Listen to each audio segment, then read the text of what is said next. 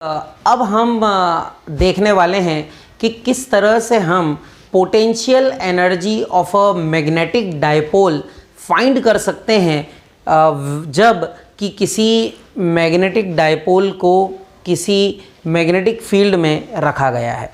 ठीक है, तो आइए कोशिश करते हैं इसको समझने की कि how can we determine the expression for potential energy.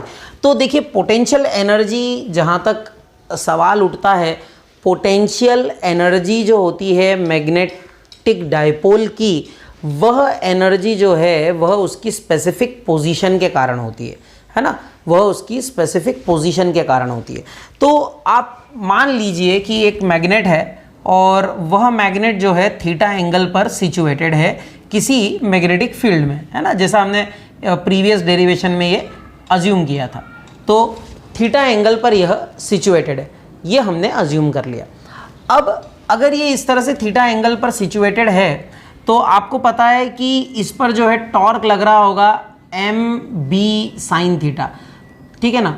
अच्छा, अब मान लेते हैं ये एम बी साइन थीटा, जहाँ पर एम क्या है, यहाँ पर एम कैपिटल एम क्या है, मैग्नेटिक डायपोल मोमेंट है। ओके, बी जो है वह फील्ड इंटेंसिटी है और थीटा जो है वह एंगल है between the magnetic field intensity and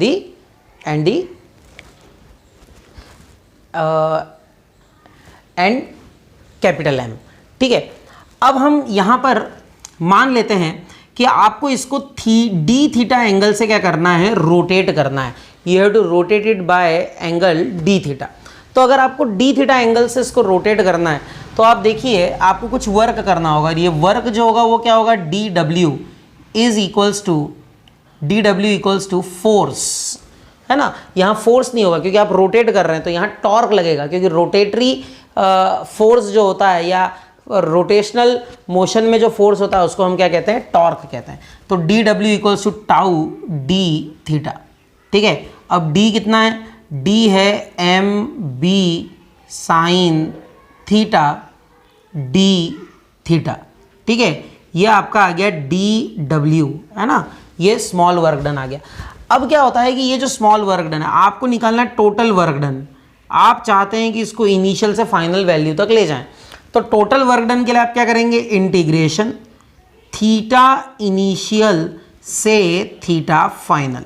ठीक है कि नहीं। तो ये हो जाएगा M B sine theta d theta बराबर है। अब इसको इंटीग्रेट करेंगे हम, तो देखिए डब्ल्यू ये वर्क डन हो गया और वर्क डन जो होगा वह एम बी तो कांस्टेंट है, बाहर आ जाएगा। इंटीग्रेशन ऑफ साइन थीटा होता है माइनस कॉस थीटा, हम माइनस को भी कॉमन ले लेते हैं, तो ये हो जाएगा W equals to minus M B cos theta और लिमिट होगी थीटा इनिशियल से थीटा फाइनल। अब बात आती है minus M B theta initial, आप इसको लिख सकते हैं theta final minus theta initial, upper limit minus lower limit. और आप आगे, अच्छा कॉस है ना, सॉरी कॉस भी आना चाहिए, हमने कॉस नहीं लिखा, तो यह आ जाएगा cos theta final minus cos theta initial. और अब माइनस का मल्टीप्लाई कर देते हैं, ये हो जाएगा M B cos theta initial minus cos theta final.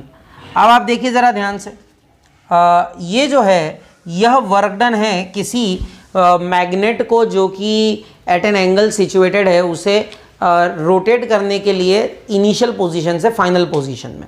ठीक है, अब ध्यान से समझिए कि ये जो वर्क डन है ना, ये इनिशियल और फाइनल पोजीशन डिपेंडेंट है और यही वर्क डन जो होगा वह पोटेंशियल एनर्जी के फॉर्म में क्या हो जाएगा, स्टोर हो जाएगा। तो इसको आप लिख सकते हैं यू।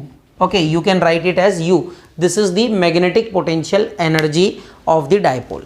अच्छा, अब अलग अलग केसेस में आप इसको फाइंड कर सकते हैं। मान लेते हैं कि इनिशियली जो है वह क्या है, इनिशियली मान लेते हैं कि एंगल जो है वह 90 डिग्री था, इनिशियल एंगल 90 डिग्री था और उसको घुमाकर, मतलब ये इनिशियल है और ये फाइनल घुमाकर उसको पैरेलल कर दिया, 0 डिग्री कर दिया। जब हम ऐसा कर देते हैं तो जो एनर्जी है वो क्या हो जाएगी, वह हो जाएगी एम बी। ठीक है, और कॉस थीटा इनिशियल मतलब cos 90 degree minus cos 0 degree. अब cos 90 0 हो गया तो ये हो जाएगा माइनस एम बी, cos 0 1 हो जाएगा तो ये हो जाएगा u equals to minus M B.